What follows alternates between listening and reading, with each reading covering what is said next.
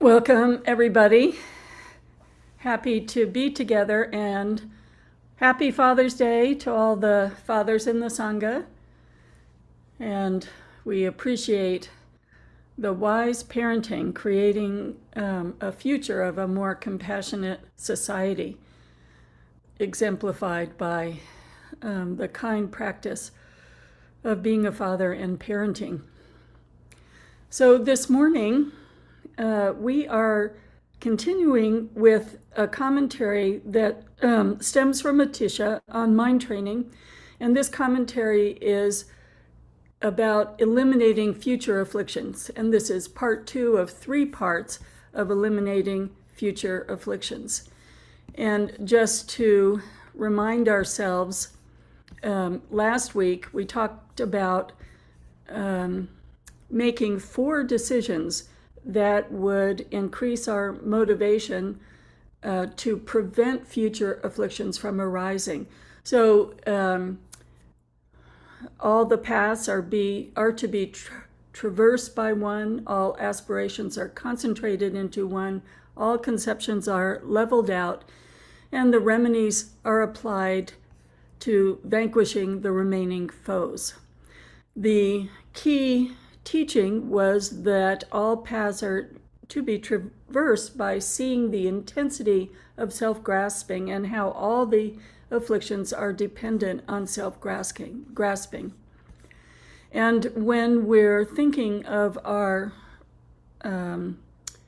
bringing our practice into our daily lives, we can see that we are subject to many, many different kinds of habitual patterns, and we're most normally aware of them when we're in the throes of, let's say, shouting or impatience or attachment, addiction. And this is saying, all right, let's really look at building towards the future. What can we do to prevent these afflictions from continuing to build strength? These habitual patterns that we've established, how can we diminish their strength and prevent new afflictions from arising? And I think you'll enjoy this as much as I've enjoyed it, because it gives a lot of homespun examples. But the examples are 3 methods: conjuring, vanquishing, and mocking. So conjuring is imagining the afflictions arising. And it says, imagine the afflictions arising like you are a Mongol taming a tiger. And then explains, if your job is to be a tiger tamer, then you have to build a lot of skills. You have to really get to know the animal. You have to, perhaps work with it as a kitten. You have to train and train and train. You can't just walk into the tiger cage and say, oh, I'm going to tame you, tiger. So we're imagining the afflictions, knowing what our afflictions are, we're imagining them, and then practicing driving those afflictions away, thus training your thoughts. The second one is vanquishing. And the example for this one is, don't behave like an elderly couple being robbed. So if you think of an elderly couple being robbed, they're afraid, they feel helpless, except for people, maybe that's a little ageist, but at any rate, you don't have the strength of your youth, and I would certainly feel helpless. So if we are trying to not behave in a way that's helpless, we look at, when are these afflictions that we're struggling with arising in a less than forceful way? And when they're in a less than forceful level, we drive them away. And the example that they were giving in the commentary is challenging them. Who are you? What are you doing here? Who do you think you are, affliction? When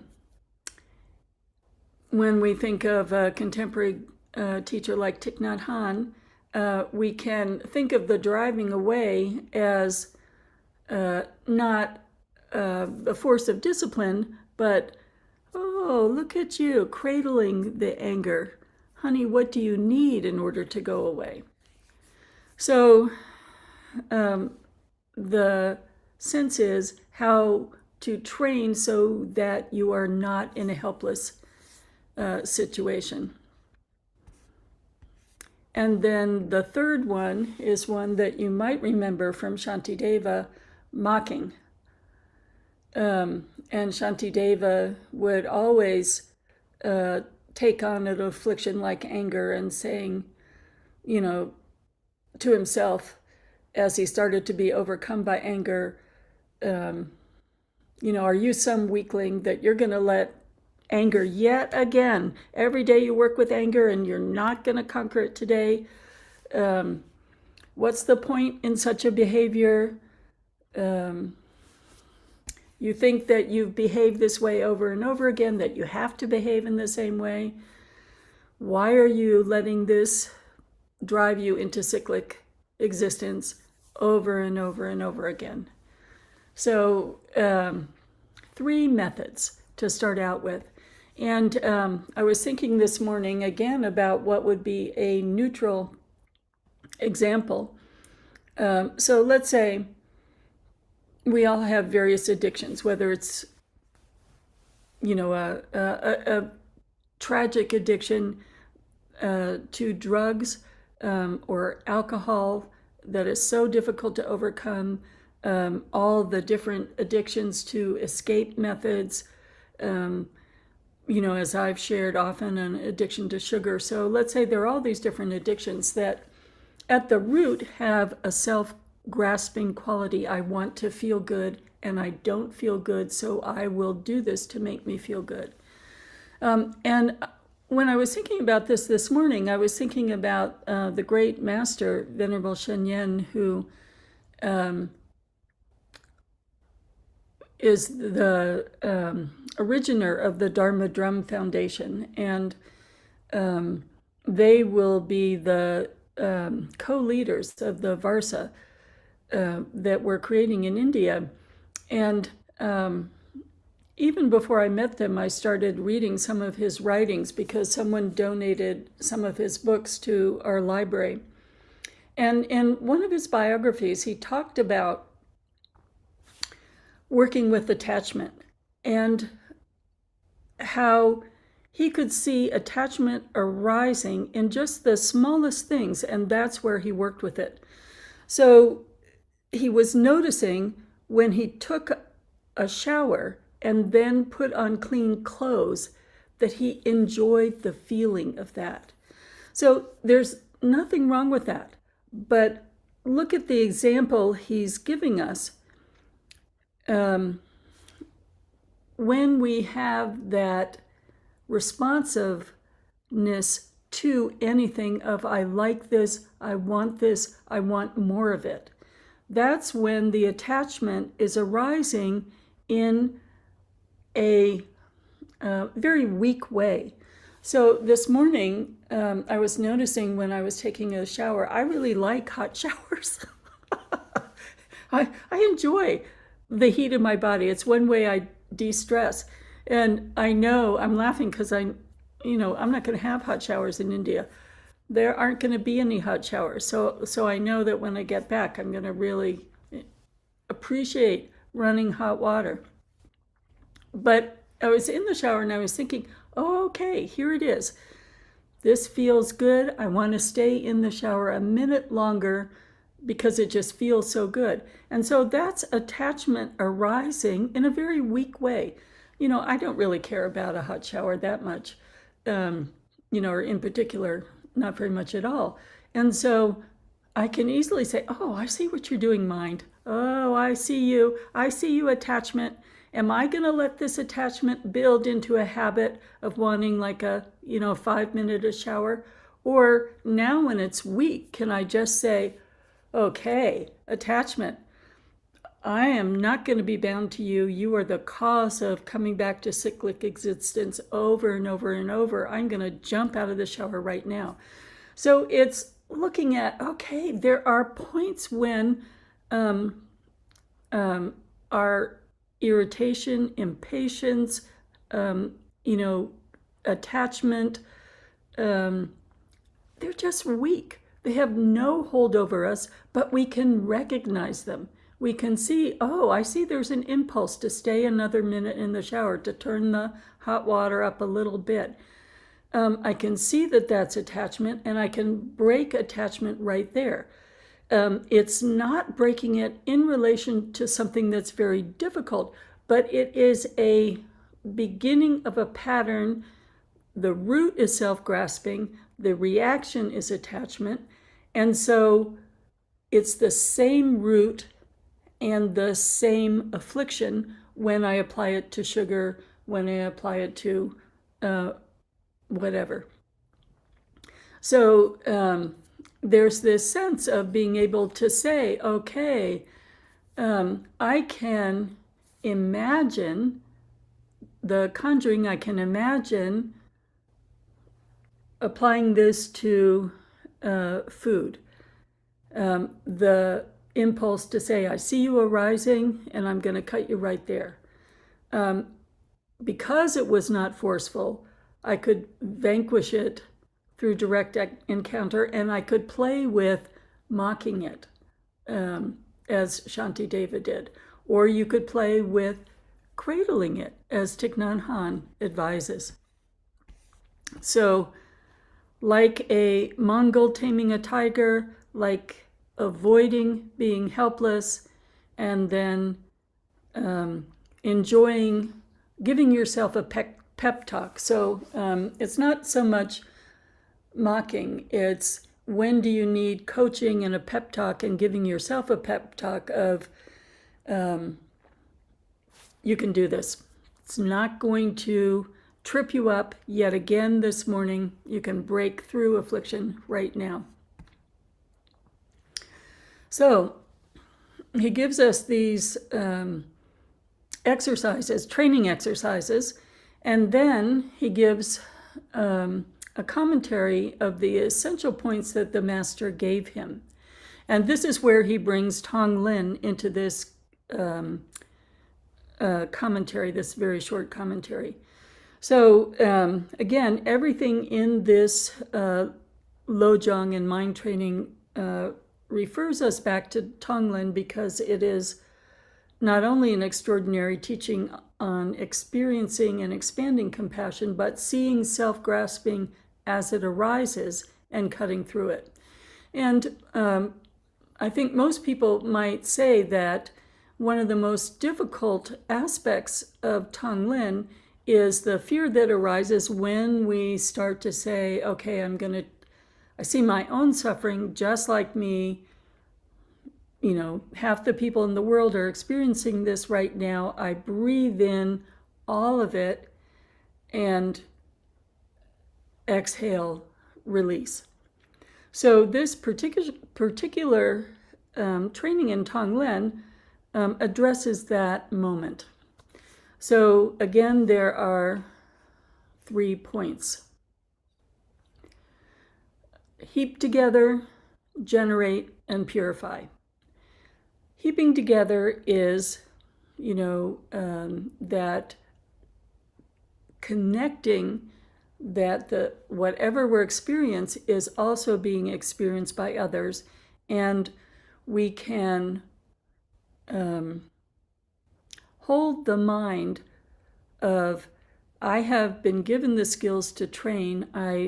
Training with my direct experience of this, and as I train in my direct experience, I take on that same experience that others are feeling. Again, we're not feeling it more. We're not going into overwhelm. We're looking at, well, how do you work with that? What does it mean when we're given these instructions? So, for instance, in the recovery work I'm doing from the illness in getting my physical strength back, I go to the physical therapy, and I actually do moan and groan a lot when she pushes me. But I can think about, in that moment, everyone else who is just struggling to get physical autonomy back, and how the building of that is just millimeter by millimeter, cell by cell, and how painful that is. So I can take on everybody who is experiencing that in the moment, just like me. And so that's the heaping part. Then the generating part is, okay, you're making this aspiration. Now visualize a hollow space. And the translator added, essentially that means a big area of light. See yourself in a big area of light. And imagine that this hollow, or this light-filled space, we might think of, all right, there's a light in, let's say, in a bowl. Imagine that light increases in size. The space is increasing in size, eventually swallowing everything into this empty space of light. So it's both and, my suffering and the suffering of others. I'm welcoming that into this light-filled space until all of it, what I'm experiencing, what others are experiencing, are dissolved into this light-filled space of emptiness. And then place your mind right there. So your mind has imagined the space. Your mind has imagined the narrative of the instructions. And then we're just dissolving that thinking mind, that awareness, into this light-filled space and resting there. So even the mind, the awareness, now is absorbed into this luminous emptiness.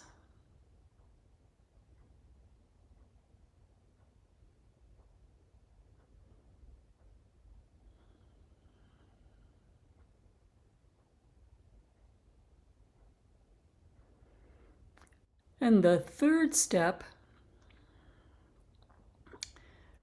purify.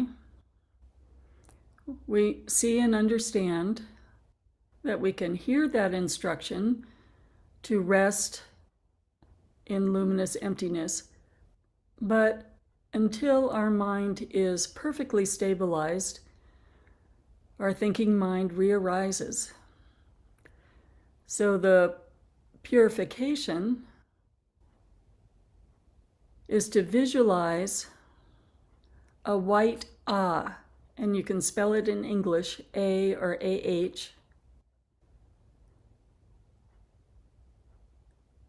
And this white ah gets smaller and smaller and smaller until it disappears totally. Again, your mind rests in that space with all of the thinking directed towards the ah, which becomes a tiny point which dissolves entirely. And rest there.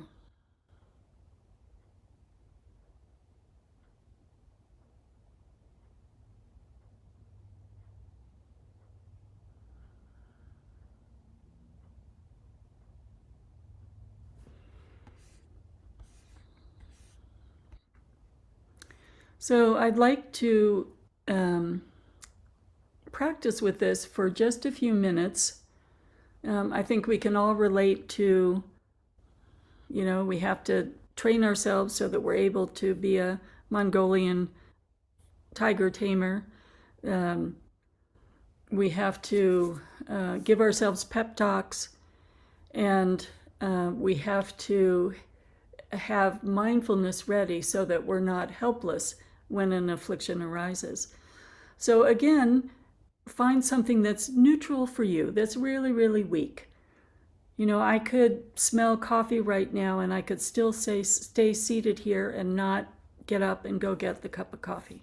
Something just, you know, you're okay with. This is not too difficult. So let's take this fairly weak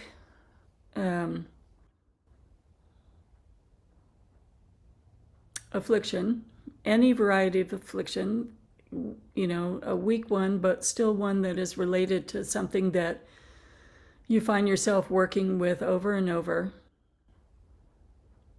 And just for a moment, imagine all the beings in the world, animals, birds, humans, plants, everyone who is working with this same affliction.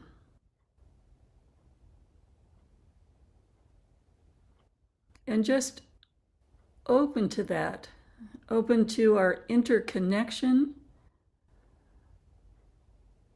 our human vulnerability and frailty,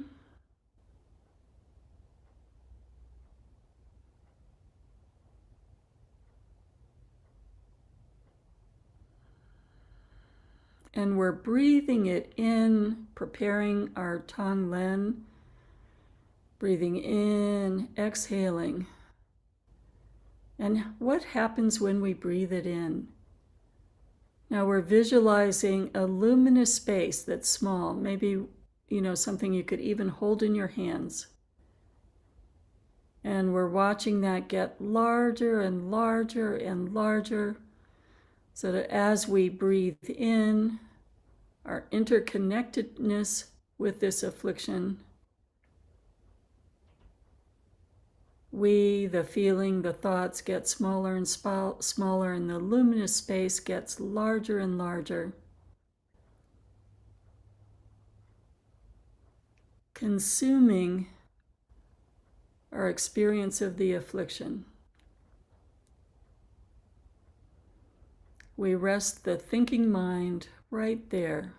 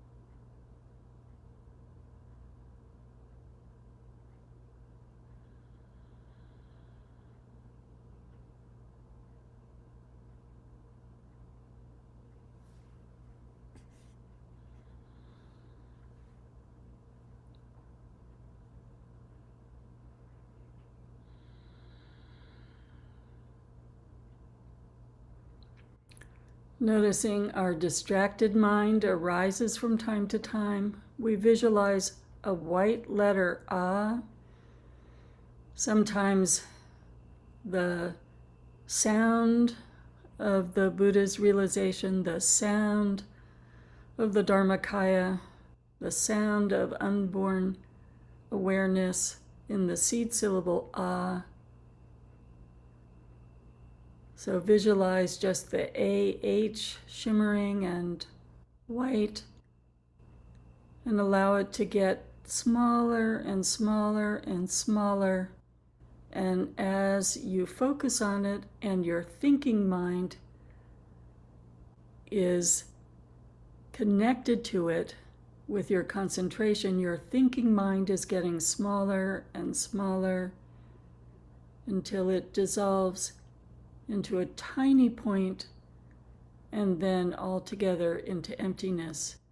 And we rest there.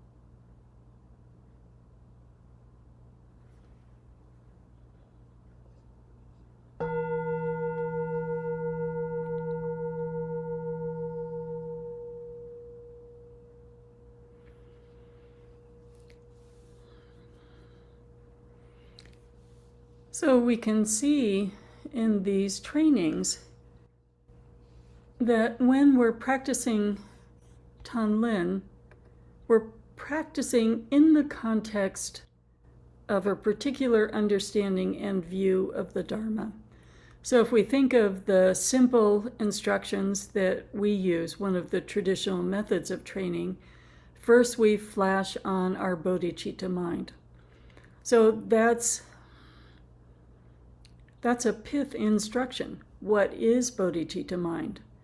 When we are resting our mind, as the instructions were just explaining to us, resting on our minds when the conceptual aspect is dissolved into spaciousness, light, however we want to understand it, it's not a void. It is a sense of peace and fearlessness and a spectrum of pleasant to joy, a range.